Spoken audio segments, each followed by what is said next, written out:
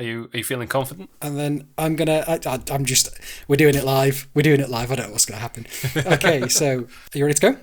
I am ready when you are, sir. CPOD. Press enter to begin.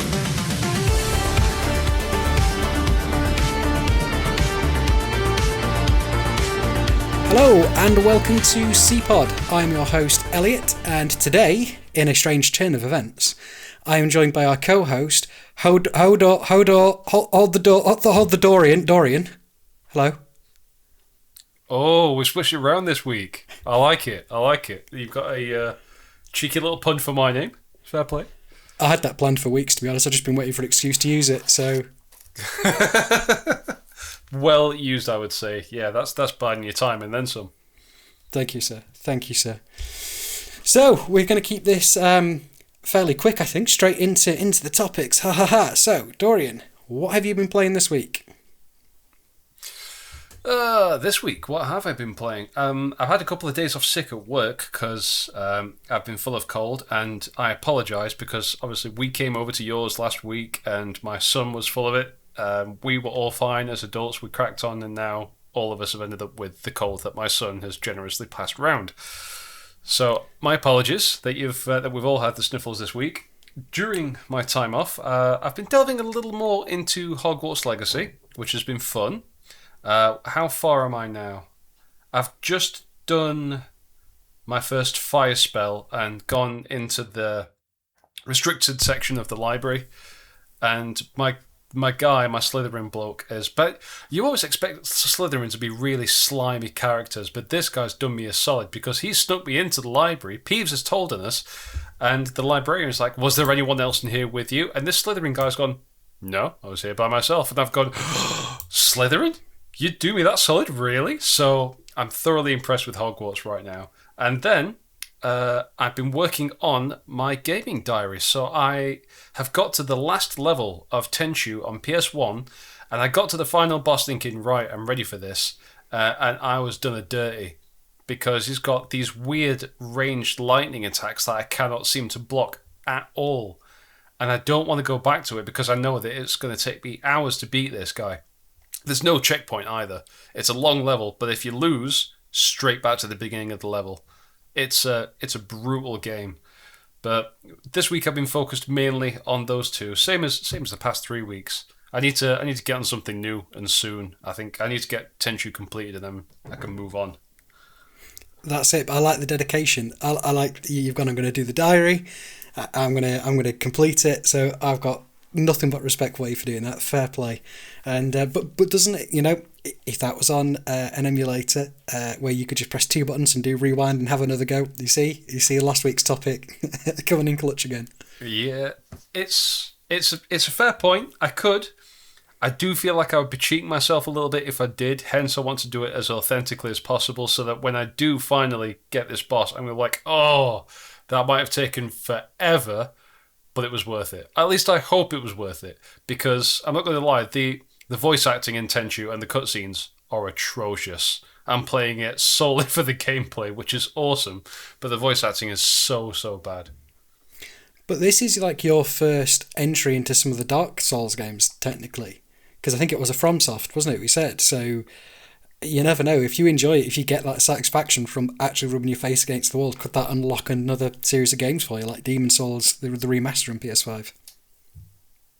I don't know. I don't think so, because it's not the first From Software game that I've played, because I did have the very first Demon Souls game for the PS3, and I just could not get into that. Could not get past like the first couple of demons, and of course we've talked about my animosity for Bloodborne. Not that it's a bad game; it's just impossible to do. So we can't get into this. We had too many people going against us. We can't say anything bad about them, Dorian. I'm not saying that they're bad games. I'm just saying that they are brutally difficult. And again, that's the appeal of it. It's just not for me. I think Tenchu is probably the hardest game that I've played in a long time. But I'm going to do it as authentically as I can. I'm not going to cheat. I'm going to try and crack on. How about yourself? What have you been playing? Excellent. Well, before I dive into that, just going to quickly say, at the end of this month, I'm looking to purchase a capture card. And then what I'm looking to do is using the ROG Ally X and the Switch 2, I'm aiming to kind of maybe a live stream and record me playing through some retro games. So hopefully we'll have some of that. We can link that in there. I'd like to maybe at some point get you on like a Discord call, sharing the screen. There's also some surprises coming for Mr. Dorian in the next few months. Things are working in the background, so there should be some evolution. So I'm looking forward to all of that. In regards to what I've been playing, there's just one game.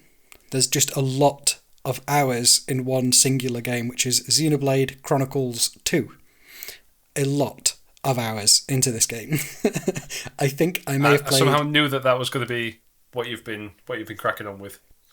It may have been 10 hours plus from Friday night to now. Bear in mind, last night I had a really bad migraine and was in bed until quite late this morning as well. I usually sleep 6 hours. I slept 10 and a half. And I've still managed to get, just an insane amount of game time in. So, mostly Xenoblade Chronicles 2. Cast and chill as well. Actually, I've been playing a bit of cast and chill, so that's been on idle on my desk when I've been working quite often. Again, it's basically just a screensaver. Doesn't really require any input, but then after work there'll be sort of certain fish, or like a trophy fish to kind of mount in the shop, and that has to be achieved manually. So it's quite fun, really. It's got a really nice soundtrack, really nice sort of ambience music. So when things are kicking off at work and I'm getting mega stressed, it's quite nice to just have this sort of screensaver on a device just playing beneath the two monitors, So it's quite nice. I'm going to talk about Xenoblade 2 in a little bit. So if you're happy to, should we spring on into our first topic of the week? Absolutely. So last week you mentioned that our good friend Jack wanted to hear a little bit about some of the board games that we've been playing. And funnily enough, I got a few for Christmas. And I have a small collection, I'd say, of board games here at home. We don't play them as often as we'd like, but when we do get to play them, we have a lot of fun doing it. So obviously I think everyone by now has had a good couple of games of Cards Against Humanity and variations of, and it is hilarious. We won't talk about too much about it because this is let's call it, keep this a PG channel, as it were. But a variety of card games, Exploding Kittens. We've got some board games. I introduced you to. Actually, Nadia introduced me to a game, not necessarily a board game, kind of like a card game that we got you with last weekend, if you recall. It was brilliant. I really enjoyed that. So the game is called Don't Get Got, and for those that don't know it, the idea is that there are piles of missions that you've got to do, but you don't do it as part of a board game. You take 5 of these missions, which are in the form of cards, and you keep them on your person. You don't show them to anyone else, and the idea is that you've got to complete this mission against another player at any point during either the day, the week, the month, the year, however long you want to play. And you set yourself the target of either you can complete 3 missions in a day or 5 missions in the week, and if you are the first to complete 5 missions, then you win the game or that round. And the missions can be something as simple as get another player to turn the flashlight on their phone on for you. What was one of your missions last week? I think it was show one of the players where the toilets are or something random. But it's weird because I was talking to Lauren about this last week, and you won't guess what. Go on. Oh no! Oh no! I tried to get one in there. So one of them was, and it's kind of I think it's one that everyone gets. Is you've got to say to someone you won't guess what, and if they say what, you say you got. Sorry. And I managed to get Lauren with it, which was fabulous. I kept trying to get you with it, and you kept saying no every time. I wised up to it, and Lauren did for a second as well, but we're all sat for dinner and she'd let her guard down, and the moment that she'd realised, her face just went white. It was so funny. But yeah, that was a very fun game. It was a lot of fun. I'd like to play a little bit more of it when I'm just out and about with Nadia, and I tried to get more people involved. And the next time that you and Lauren come over, I'm just 100%. First thing I'm going to do is hand you out some cards and say, right, this is what we're doing today. We'll do whatever we've planned, but this is intrinsically sort of it's interweaved into whatever we've got planned. So prepare yourself. Another one that I got was Only Murders in the Building, which is based on the show that's on Disney+. It's a lot of fun. It's a bit like Cluedo, but there's a little bit more involved and there's more rules. Well, we've only played it the once. We got the rules wrong, so I thought it was a bit easy until we looked at it again and went, "Oh, it is meant to be harder because we got this wrong." But there's one particular board game which I have to say is probably my favourite, and I don't get the opportunity to play it very often because I don't have a copy. But me and you have played it. It's. Do you remember what it was? Was it the Battlestar Galactica game? It was the Battlestar Galactica game. Oh, that was so it's good. so fun because it's so easy to betray everyone on that game. So, just to try and give everyone a little bit of a rundown of what this game's about, it's based, again, on the TV series Battlestar Galactica, in which you and the other players of the game are members of you're like staff of the Battlestar Galactica, which is a spaceship that holds the last 50,000 people in existence. And you're on the run from Cylons, which are robots made by humanity that have turned on their makers. And so the objective is to make your ship jump through space about 8 or 9 times, I think, before you get to the new Earth. But every time you jump through space, you lose resources, you lose population, and there's Cylons after you, or they're already there in the section of space that you've jumped to. So you never know what you're jumping into. The game kind of decides based on what you roll every turn. And then your characters have got their own abilities, and you've also got things to do, like security will put people in the brig or investigate people. The captain will say, okay, we need more fuel here, I want to send these fighters out to defend the ship, etc. So everyone's got different abilities. But my character had the ability to have a look at other people's character cards. At the very beginning of the game is cards are randomly chosen, handed out to each player to tell them whether or not they are a human or they're a sleeper Cylon. Now, I was a human. Elliot was a human. Elliot was the captain. I think I was like a chief engineer. And then our friend Ed, who was playing with us, I can't remember what his character was, but he was being a little bit sketchy, and one turn I decided, right, my character has the unique ability to have a look at people's cards to see what they are. And I took a look at Ed's and found out he was a Cylon sabotaging the game. Now, I can't show that to Elliot, so I put the card back and I told Elliot, Ed's a Cylon. Now, Elliot doesn't have to believe me. For all he knows, I could be the Cylon trying to sabotage the game. So Elliot took that choice and went, you know what? You're going in the brig for telling me that. And I went, why? So, because I don't believe you, mate. Sorry, in you go. So I'm in the brig. The way you said it. I'm able to do. Yeah, honestly, you said it. The way you said it with a smile, and you were like, "I'm telling you, Ed's a Cylon." And I was looking at you, and I'm like, "Nah, I know you. I know you. I know that face. I know that you're lying. No, I know you are." It was a lot of fun because I could do nothing as I just watched Ed tear apart the rest of the game. El can't do anything to get me out of the brig, and he's regretting every decision that he's made. And what's particularly fun about the game is that because of this and the mistrust between the players, it's extremely difficult to win this game. And it's different every time that you play it as well. I think I've only played it like 3 or 4 times. But I would love to get a copy of that game and then get like a group of people here and say, right, this is what we're doing for the night. It could easily take about 4 hours to play or something daft like that. It's a great game. Really, really good game. We should try to organise it. Long enough. How about... We should try to organise it really, and get us all together, even if we hide out a room or something. Would be even better if we managed to record parts of it, and again, put that onto Curse of the Enthusiast YouTube channel. I think that would be quite interesting. That would be a multi-parter, easy.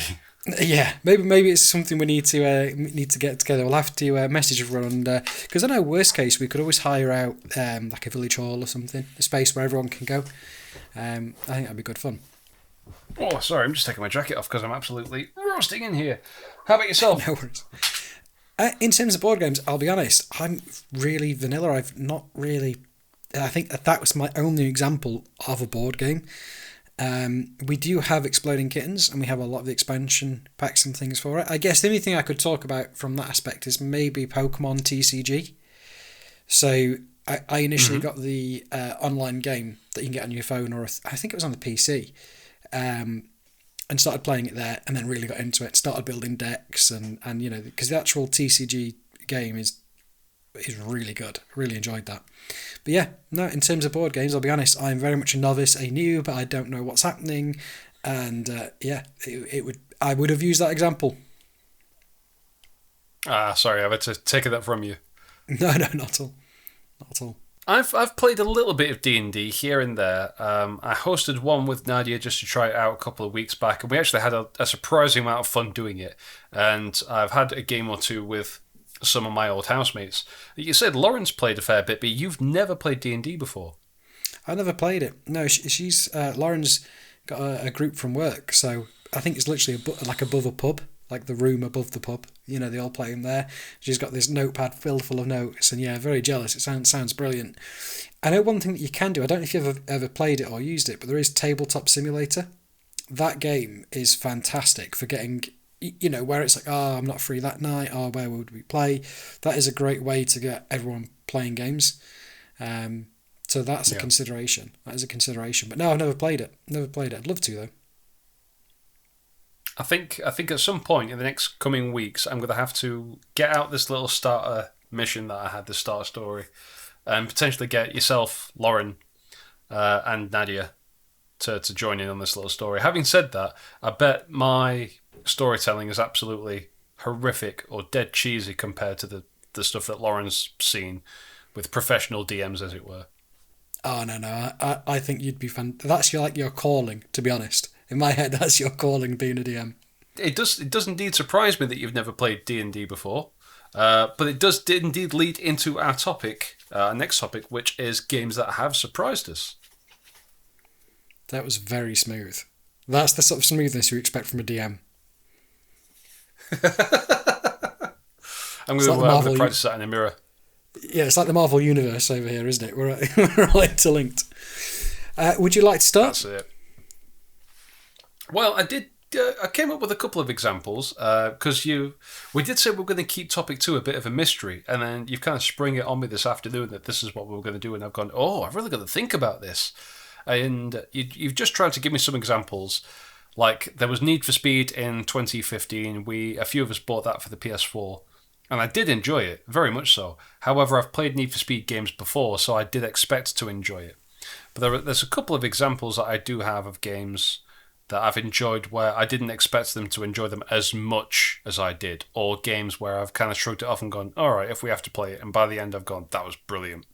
So the first one for me is something that me and Nadia bought because we wanted to game together, and I think everyone that's played this can vouch for me here when I say It Takes Two is a phenomenal game about building a relationship. And I remember thinking to myself, a co-op game about building a relationship, right, or whatever, fine.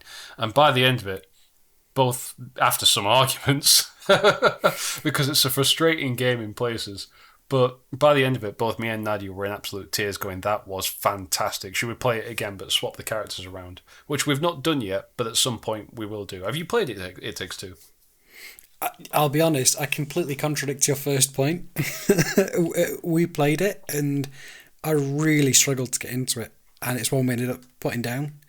Well, it wasn't for us. It's one again that I can appreciate, but I don't know, there's something about it where I really struggled. Was it the idea of two different characters doing two separate things for the same objective, or was it more of a story thing? I can't remember, honestly. I think it was near to release when we played it, so I can't remember. It's one.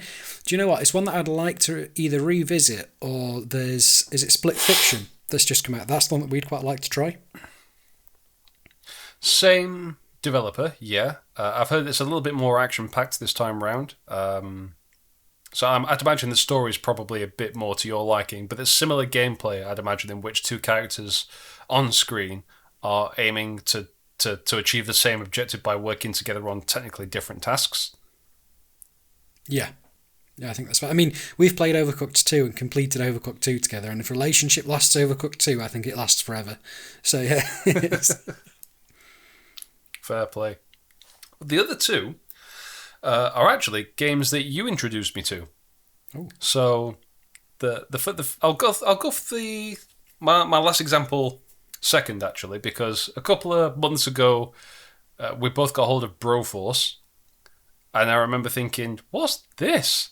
And then the more we played it, the more we just, we were shouting at each other, oh my God, this is fantastic. I'm Blade, I'm Rambo, I'm John McClane. Oh my God, I can do this, I can do that. And you were more involved in the platforming and the guts and everything that was flying. But I was knee deep in enjoying all of the pop culture references, like all of these action heroes from the 80s and the 90s and then the early 2000s, and they've got the weapons and the special abilities. And I was just loving every second of that. So much to the point where I got distracted and I'm halfway down the map and you're already in the helicopter going, come on, next level. I'm like, oh, crap, sorry. You'd be like, oh, it's this person. Thoroughly and I'd be enjoyed. like, I have no idea who this is. Yeah. I was like, Elliot, do you recognise this guy? No, who's that meant to be? I was like, it's Chuck Norris. How can you not recognise Chuck Norris? I was like, who's Chuck Norris? What?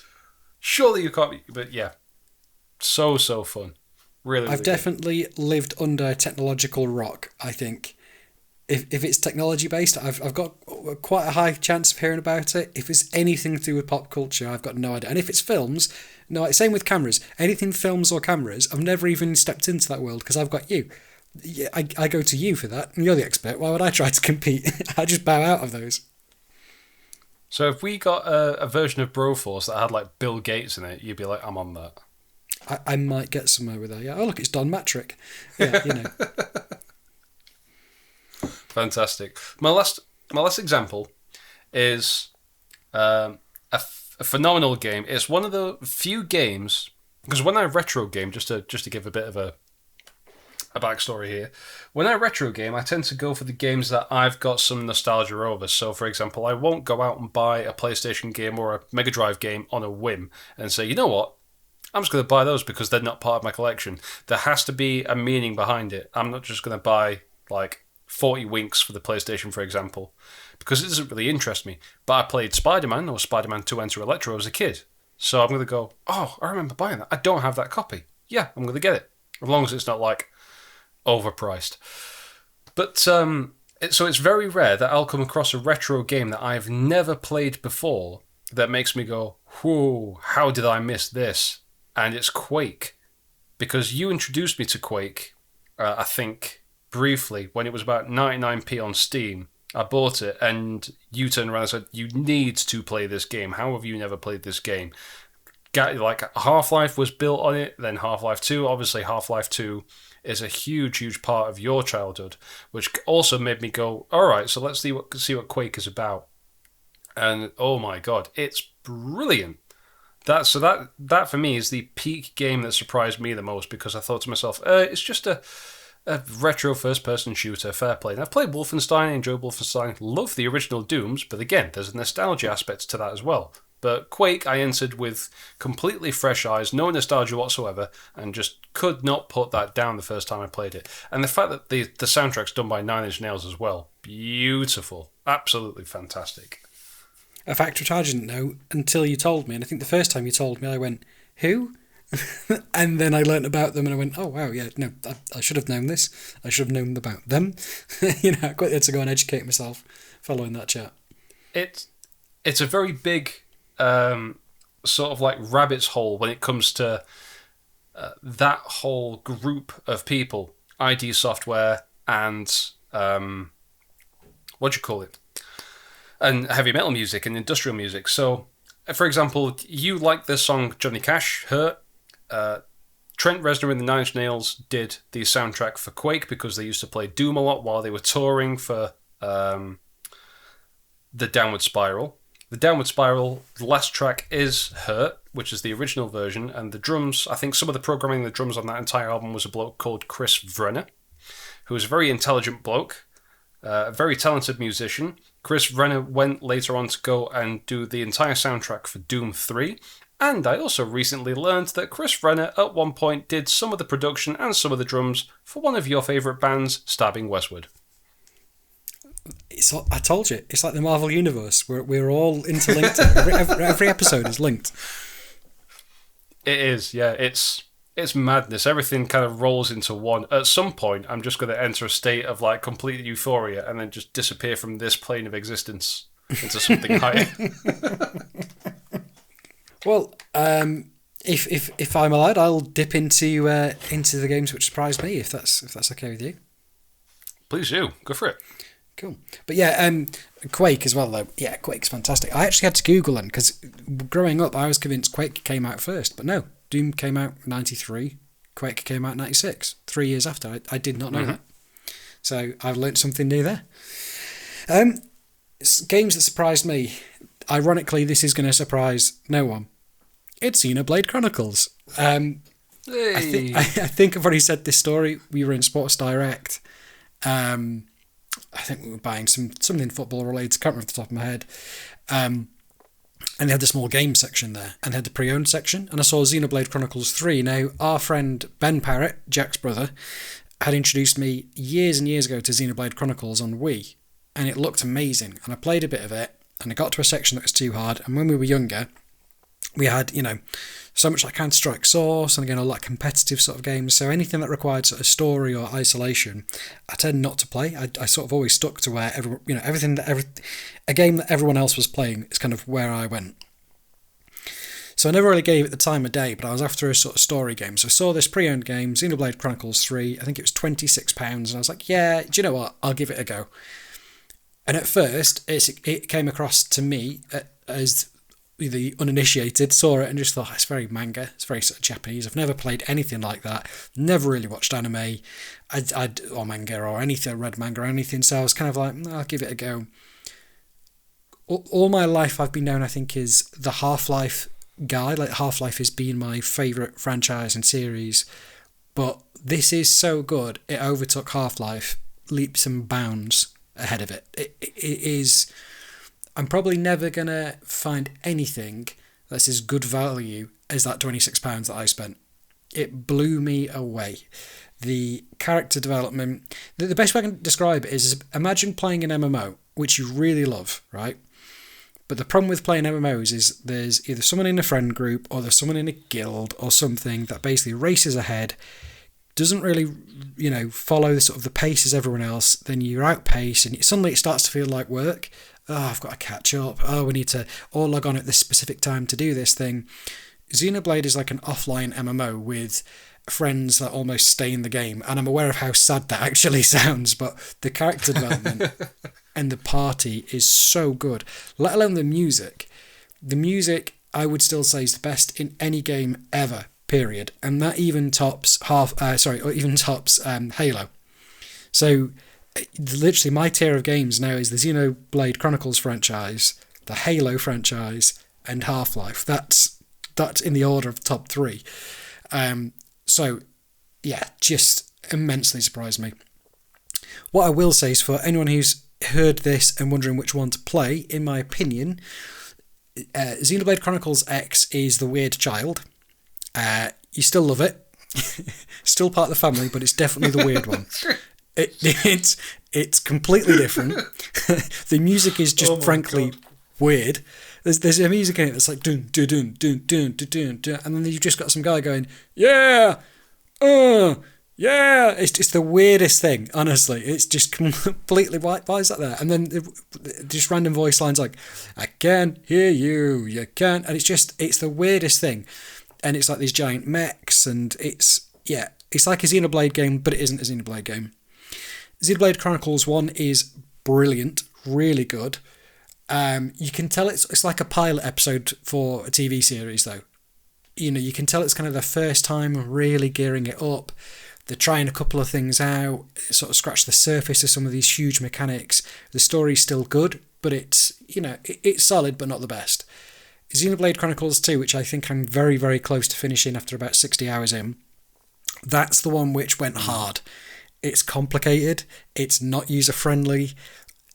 I mean, no, I'd say it's not user-friendly. It takes quite a lot of learning. It's not the one I'd start with, whereas Xenoblade Chronicles 3 seemed to just get everything right, in my opinion. It was like, yeah, it's got the extreme mechanics, maybe not quite to the extreme of Xenoblade 2, but it's got loads of really in-depth mechanics, but it drip-feeds you in a... It's not a condescending way. It's kind of like you'll master all of these things, and in your head you're going, oh... Is that it now? Every fight kind of feels the same. And then, boom, you do a main story quest and all the stuff that you know is kind of just been enhanced somewhat. There's like another feature. You're like, oh right, oh actually, so now I've got another timer, and when that hits the max, I then get all of these abilities and these features, which unlocks that. So yeah, it's very layered. And I just say, if you get a chance, if you get a Switch in any capacity, Xenoblade Chronicles 3, it is a big game. It's a long burner. You can't go into it thinking, it's going to be a quick win. I generally suggest having kind of a quick hit game on the go. Something where if you only got 30 minutes or less, you could probably play that. But then something after a long day, don't get me wrong, it's not like timing based. So you can be tired and play it. You can go in just for the story, but it's going to take up a lot of your time. As I say, think of it like an offline MMO. But yeah, so anyway, I think that's all I'm going to say. I've said enough. I think that's fair. The game that surprised me the most. But yeah, Xenoblade Chronicles 3, and I guess X surprised me because it's just weird. But so there's a really interesting story behind that then, isn't there? Because it's not simply a case of you've just picked up a game and decided to play it and gone, yeah, okay, you've picked up a game that against all odds became your favourite.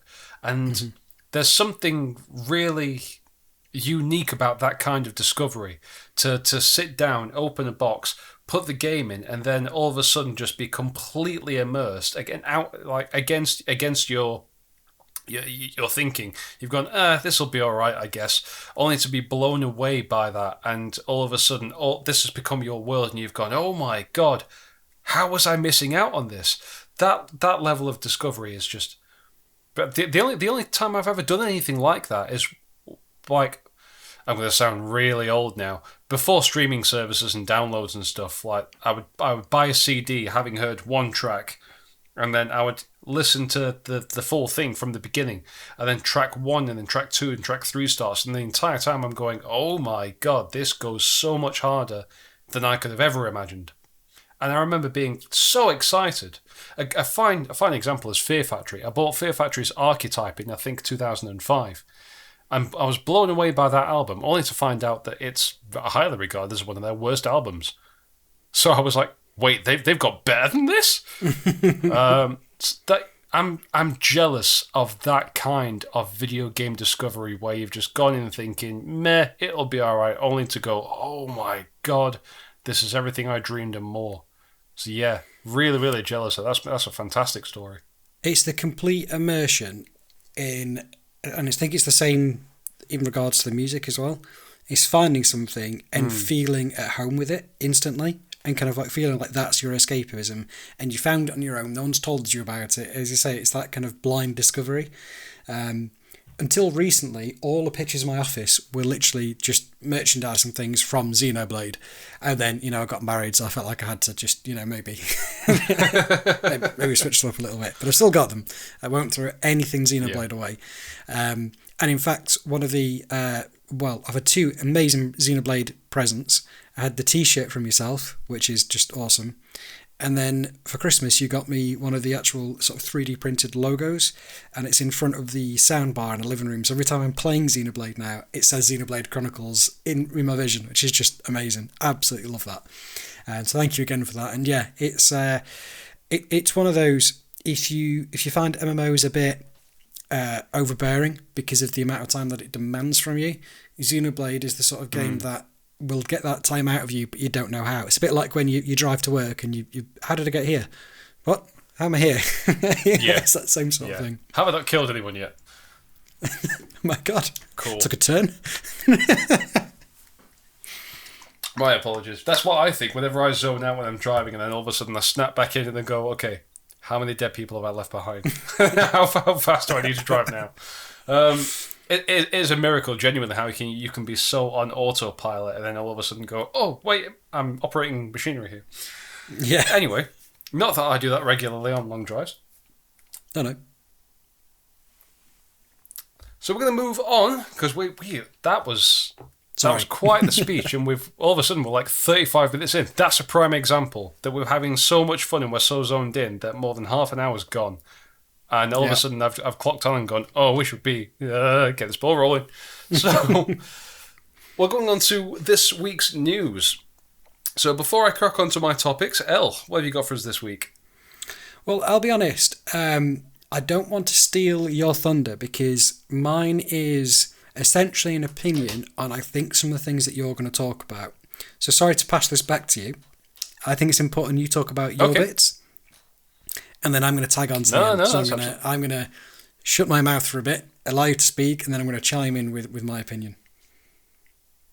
Well, if you don't mind, I'm not going to talk about my bits, but I am going to talk about this week's news. So, where the crack?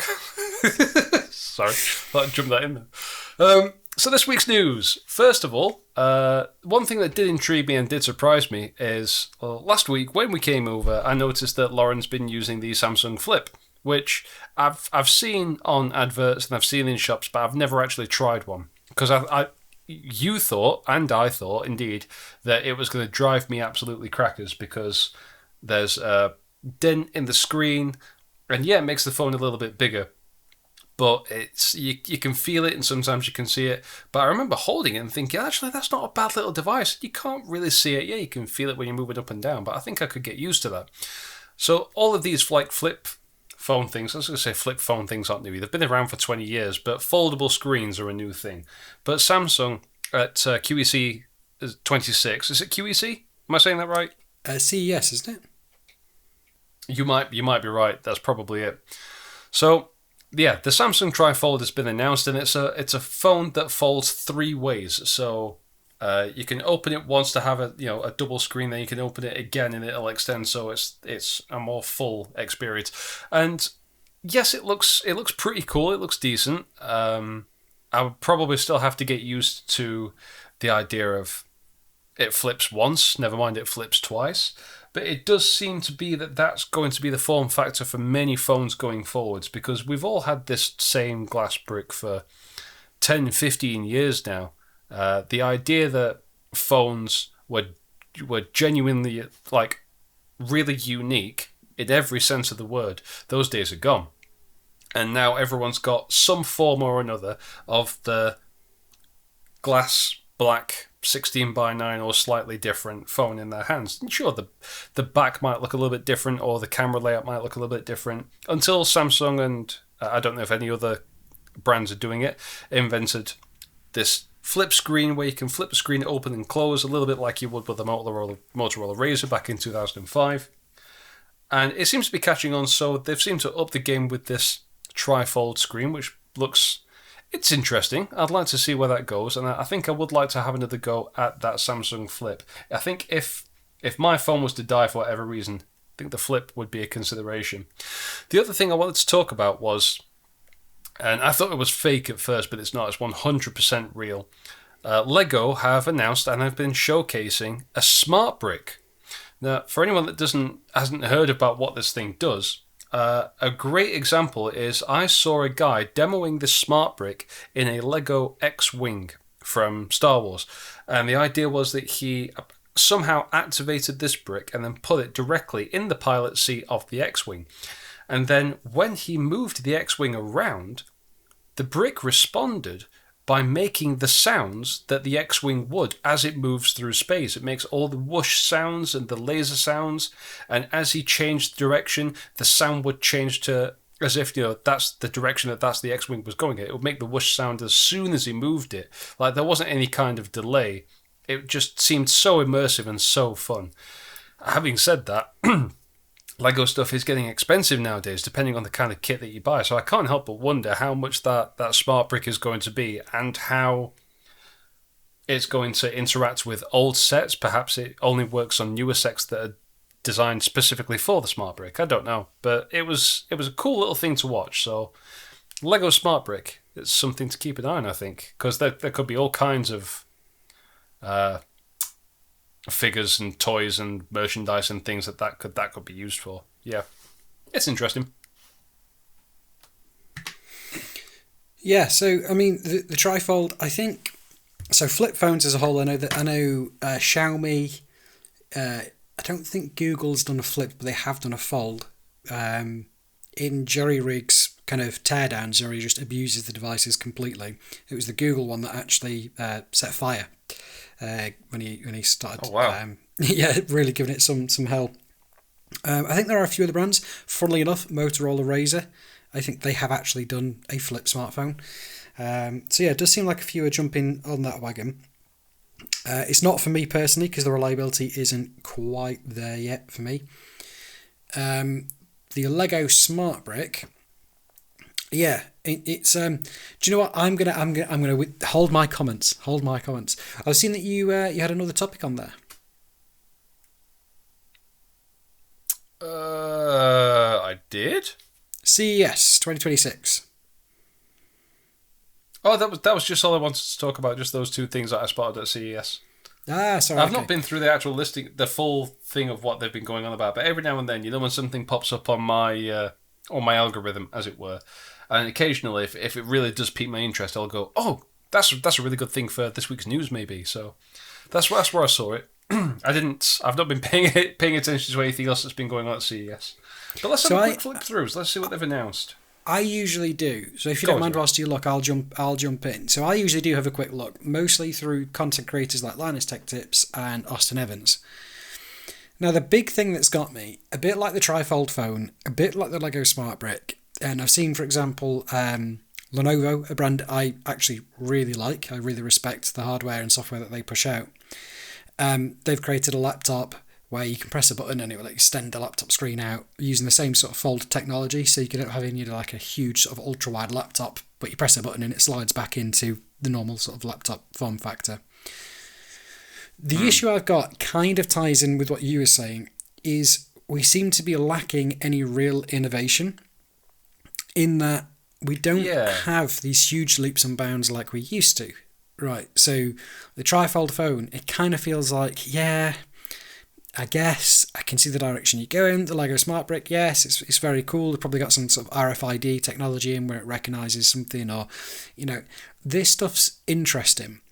But, and this is again, I guess, where I tie into some of Nintendo's values, in that we're also restricted at the moment by RAM prices, by storage. So hardware is kind of struggling to progress in the leaps and bounds we've seen before.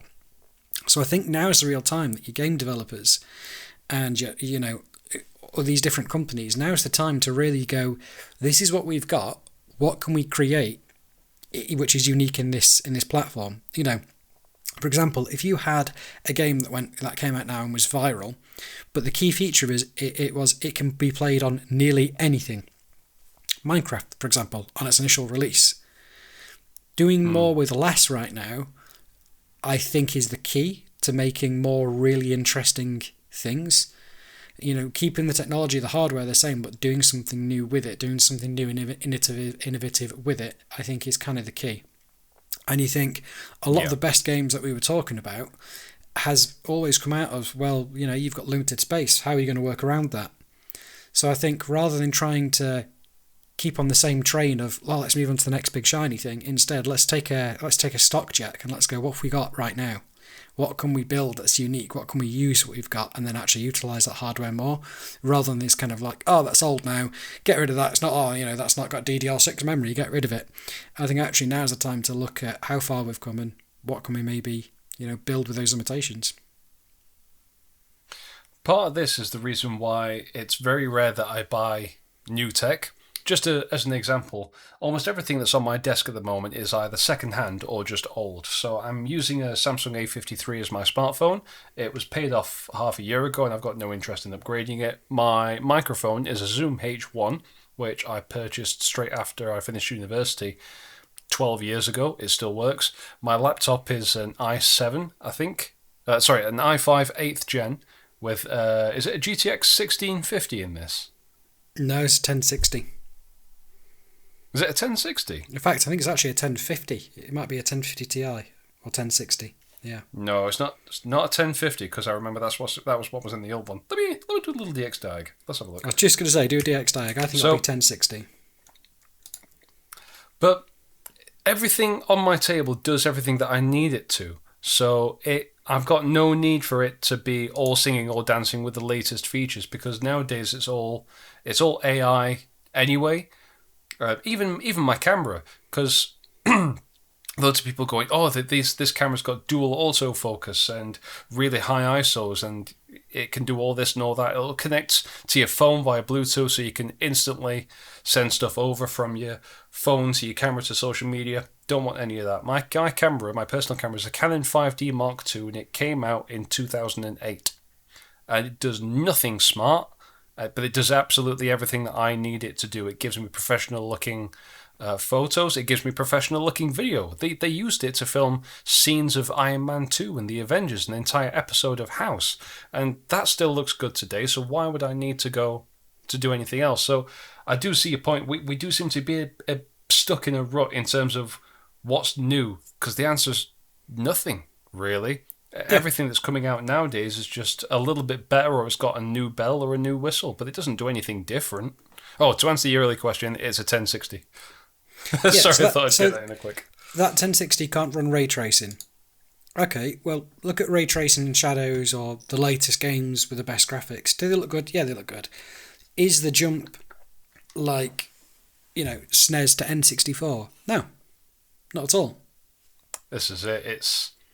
It's a case of, I suppose, like, if it works for you, that's fine. If you want the latest stuff, go for the latest stuff. There's no one stopping you. But just for me personally, it's like you said, I've seen nothing new, and everything that I have does exactly what I need it to. I don't need anything extra.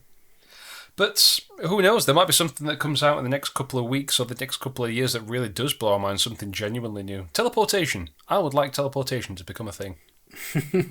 Get me from bed to work in an instant. What I can say is, obviously, I've bought the device, which is a literal PC in a handheld form. So, but it's not. It is new, but it isn't new, isn't it? It's an improvement on what we already had. Basically, it's an improvement on what we already had.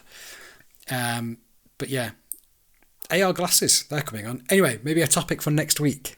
I think it's the X Real. I think they are AR glasses. Be worth a chat.